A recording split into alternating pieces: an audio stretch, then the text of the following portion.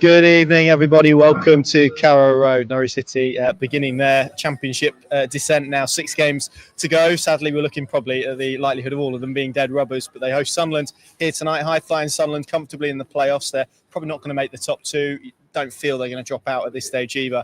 Norwich City, of course, comfortably in mid-table, and we are going to bring you the team news for this one, which I suspect is going to be interesting in light of obviously what happened on Saturday, on what maybe people want to see, and it'll be interesting, obviously, on the back of Yannis Oftorup's comments about tough decisions and whatnot, about how this all looks. I've got to be honest, it doesn't feel like a huge amount of enthusiasm in the air, which you can understand given the way Saturday unfolded, but hopefully Norwich City can produce a performance that at least gives us something to get our teeth into and some enthusiasm, if not for the rest of this season, then beyond that. Paddy, how are you? Have you recovered from the long trip back from Devon on Saturday night? No, it wasn't. That wasn't so bad. Yeah, I mean, we won't get into it because I think the team news will drop any minute. But having dropped you boys at 1:30, not that anybody's remotely interested in this anecdote, but Saturday, Sunday morning as it was, I made the mistake to come down to Prince of Wales where there was quite a serious incident. Not to downplay that, but so I was kettled for 40 minutes in a parked car on the Prince of Wales while that was resolved. So I got to bed about 3 a.m. As did, I'm sure, plenty of Norwich fans who, far more importantly, spent plenty of money as well to do that. So, yeah, I think I saw one of the quotes there about I'm still traumatised. A little bit like that, but yeah. I feel a little bit delicate, I think is maybe the right word. I can't wait for Burnley, mate. Yeah, exactly. The team news is going to drop in a minute or so. We'll bring that to you as soon as it is announced. Of course, Yannis Oftorup teased yesterday that there were probably more injury concerns that maybe weren't out there. We'll see how that squad lines up. We've seen, I can see the 2 goalkeepers warming up, George Long and Vicente Reyes. So you'd imagine that's not Angus Gunn. In fact, here is the team now for you. This is how Norwich City line up this evening. It's Gunning goal, Fisher, Duffy, Cordoba and McLean at left back, Wright, Nunez and Slimani as the midfield 3, with Schwartau and Sainz either side of Josh Sargent. So no anti-Cianats from the look of that team. Just run through it for you again. Gunning goal, Fisher, Duffy, Cordoba and McLean as the back 4, Wright, Nunez and Slimani as the midfield 3, with Schwartau, Sainz and Sargent the front 3. The subs bench: Long, Stacey, McConville, Sorensen, Ajeje, Forson, Gibbs and Marcondes and Errol Mundle-Smith. Thoughts, Paddy? Yeah, well, I mean, piecing it together, although I don't see him anywhere near the 20, but the fact that the young striker, Dylan Jones, I think it's Dylan Jones, they got him recently from a trial from Plymouth Parkway, I think it was. He wasn't in the 21s, who went to Everton and had an excellent win last night, which made you think, off the back of what Yannis had said earlier in the day, that 1 or 2 unspecified concerns and there would be 21s getting pushed in. You thought that might be a forward area thing. If I'm being honest, of the 2, I'd rather it was Cernak and Sargent. So, but clearly that's what it was related to. Although obviously Jones isn't in the 20, but Liam Gibbs is. Mundle-Smith, he's caught the eye a little bit at 21's level. And it is what it is, really. I mean, in a funny old way, the fact that you can get Wright and Nunez and Slimani, although he needs to be better than he has been of late, into that midfield 3, I quite like that as a mix. Schwartau may rightly feel he was a bit hard done by in recent times to get the limited amount of minutes, having shown elements that he could kick on, I thought. So not averse to seeing him back in again, because in the broader picture we're talking about, can they now start to push through him, McConville, et al., give him some more minutes between now and the end of the season. We're going to see that tonight with Schwartau, so that's good. So all in all, the way he was painting that, you thought it could be, if you remember the Sheffield United away game when it was like carnage when the team news dropped. Doesn't feel like that tonight, albeit with the caveat that there's not much in the bench in terms of changing that really up. That is an experienced championship grade option at this stage. So, it's going to have to come from probably the 11 on the park. But that 11, for me, is still good enough to go and give a good account against a very good Sunderland team. No Onel Hernandez in the squad, which is interesting. We'll come to back to that in a moment. Back 4, Kenny McLean at left back. That is a continuation of what we saw at the end and of the second half, really, at Plymouth. And I guess that in part is down to what Jack Stacey probably didn't do, and it's also probably in part of what Jacob Wright did do. So it's going to be interesting to see how he slots in that position. Yeah, we assume it's on the left of the 4 because that's how it looked at Plymouth in the second half, which was probably their best spell, certainly that 20-25 minutes, capped by Sargent scoring early on. So, yeah, it's not a good signal for Jack Stacey, I would suggest. But, off the back of what he didn't do first half, you couldn't really have too many complaints. And we've seen McLean in that position. We've seen him in central defence last season as well. I personally think that, in the bigger picture, that's probably where you start to think, as he gets further on in his career and maybe doesn't have quite the legs. We know he's had these respiratory issues. I'm not saying there are anything underlying there, but he doesn't feel like he's at his most dynamic in his last few games, if I'm honest, off the back of that issue when he was out for a period of time. But I think more broadly, off the back again of what Yannis said about, moving into this summer and beyond and still needing a core leadership group, you would feel still be in that area. But could it be in a more withdrawn role as we move further forward, and playing in more defensive areas, because he has that ability on the ball and he's got that experience to play in those areas. So I'm not averse to it. I don't think it's a major head turner for me. Kenny McLean going into the back four now.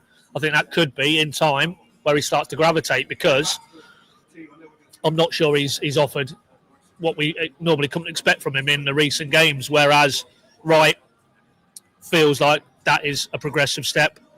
And Nunes, well, he needs to be better than the Nunes version at Plymouth, that is for sure. And Slimani as well. So it's important for them to step up tonight, because they'll need to. Because as we saw on Weir's side, as we've seen from their results, they're very good in the middle areas. They get about you, they close you down, they're in your face, they're aggressive. And so Norwich will have to be far better in central midfield than they were on Saturday. Yeah, and Jacob Wright was the one shining light, wasn't he, to come out of that at Home Park. And he certainly I came away from Home Park and thinking, well, if that is the season done, I want to see a lot more of that man in probably that deeper lying role as well, because like you say, it's contingency, but also, and he was pretty clear to me post-match when I asked him, he wants to stay. So Yannis wants him to stay, he wants to stay. That probably is beginning to feel like a foregone conclusion at least. Well, you'd hope so. Yeah, I mean, as Yannis, when I put those quotes to him yesterday, he said, well, it's better to him come out and say that than the opposite. And it just underlines that if all parties are in agreement and the financial structure of that deal is in place already, we know that, the buy option and the add-ons, what is there that could derail that deal other than, for me, two things. It's not him feeling he's in that environment he thought he was when he first joined, which is minutes on the pitch. It's what he's feeling he's getting it the day-to-day at Colney, and also maybe interest from elsewhere. But I think the biggest factor is that, as he referenced to you, Connor, that he's loving being in this environment. He feels he's playing under a head coach who can optimise what he's about, and ultimately he will leave Man City in the summer if he does, because he wants regular football.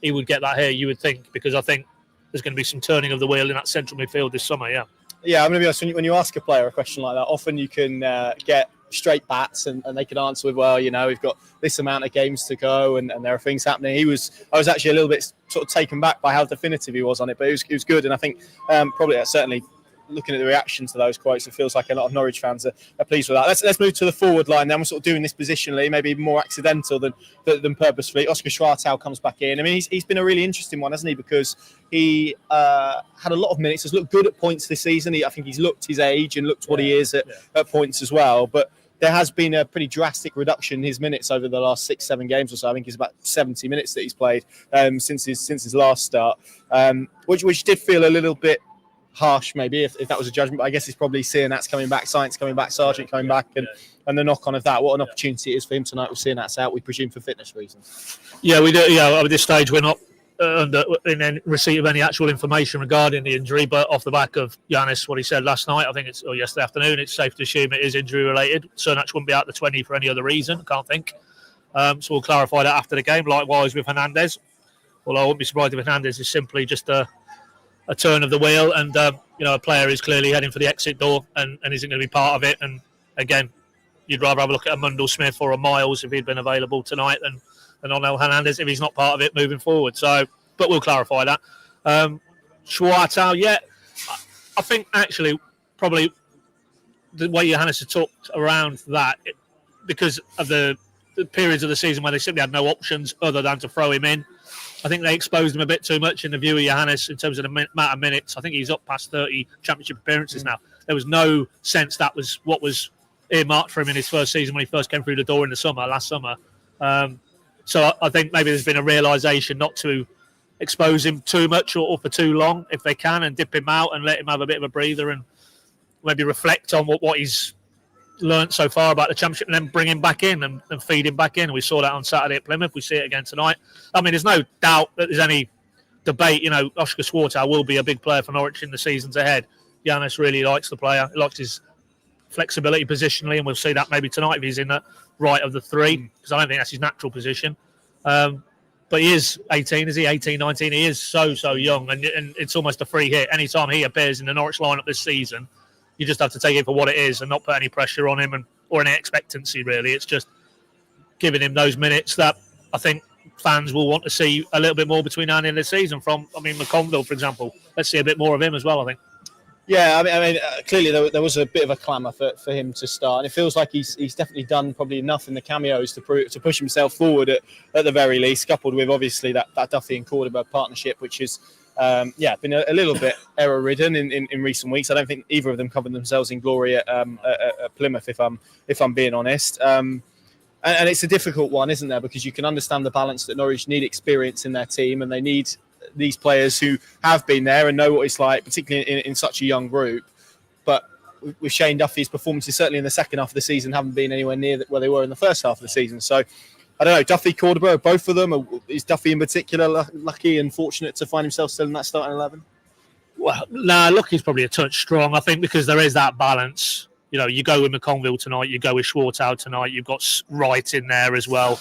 Maybe that against a very good Sunderland outfit, that's maybe tipping a bit too far. But over what remains of this season, albeit an abbreviated run now, would I be surprised if Duffy's out and McConville comes in for a few games? No, because I think, as you rightly say, he's shown enough to give him a little bit more exposure, but also in the bigger picture again. So much of what we talk about now is going to be sort of filtered through not what happens in these next 6 games, but, building into next season and beyond. Giannis, again, very clear in his mind, this club is on course to, in the next 2 to 3 seasons, be challenging where Sunderland are. People might not believe that at the moment, but if they are going to stand any chance of doing that, it won't be, with the greatest respect, playing the likes of Shane Duffy.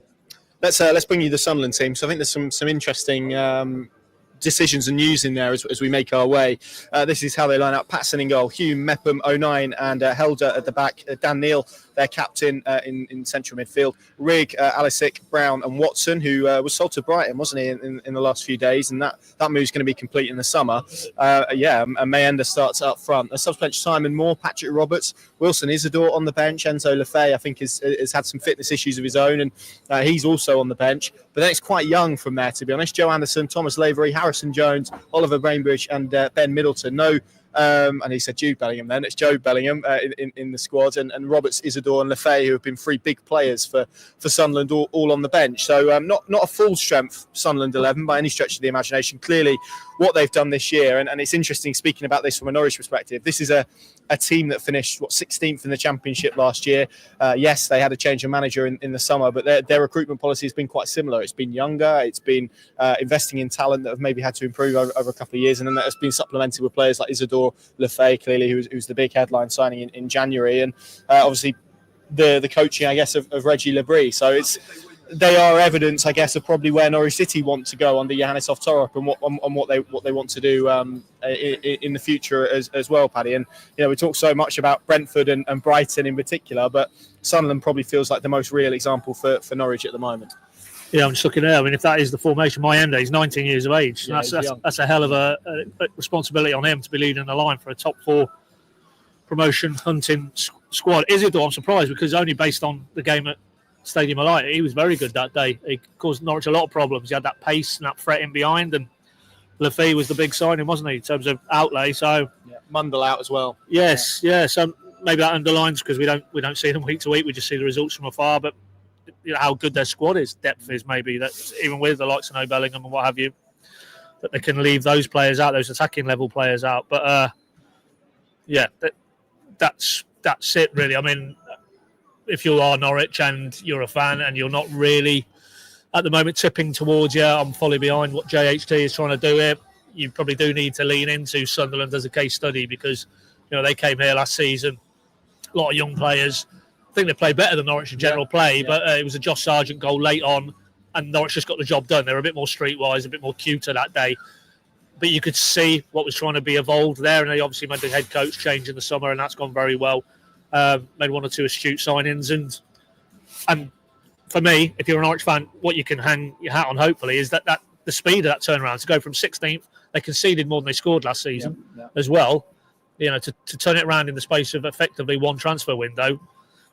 To be the best team outside the parachute, absolutely. Essentially. I know Leeds were obviously in the Championship last season, but to not have parachute payments and to do what they've done as well is really impressive. Exactly. So, and as Johannes said, full credit to them, and there's lessons that they will learn, and I'm sure you'd like to think they're receptive enough in the summer maybe just to dig in a bit more into how Sunderland have managed to get to this position, even if they fall short in terms of promotion. You would think that they'll lose a few players, as Norwich will do, and the cycle will turn again, and their aim will be to be even better next season.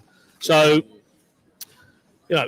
that for me, any club in Norwich's position now who don't have maybe the financial power of the parachute-related clubs, you have to look at how Sunderland have done it and try and emulate it. As clubs in sort of 18-19 were looking at Norwich and saying, how do we emulate what they've done without parachute money and a different route to get to the Premier League? It can be done. Norwich will have shown it can be done. Sunderland are having a good go at trying to emulate that. So, in the broader picture, I think to me it's a good benchmarker tonight and Burnley. Just to see how close they are / how short they are. Are they way off it? In which case, it fuels more belief that it needs to be a very big summer ahead in terms of the transfer window. But if they put in 2 decent performances and for periods of games, they can compete, which Johannes was pretty clear that they could do this week. And maybe it just settles it down a little bit. Nobody's saying that there isn't major work ahead, but at least they're not as distant as maybe some fear. Or it looked on Saturday, to be completely honest. On the bench, there's a few nice stories we can pick out here, but I think we've got to start with Liam Gibbs, haven't we? Clearly been a very tough season for him. He's been through this long period of building up his fitness. Although initially it sounded like the plan was to expose him to under 21 minutes. Clearly, issues elsewhere and with injuries and whatnot has probably forced him back a little bit quicker than expected. And will we see him tonight? Who knows? But good for him to be back in and around a matchday squad again.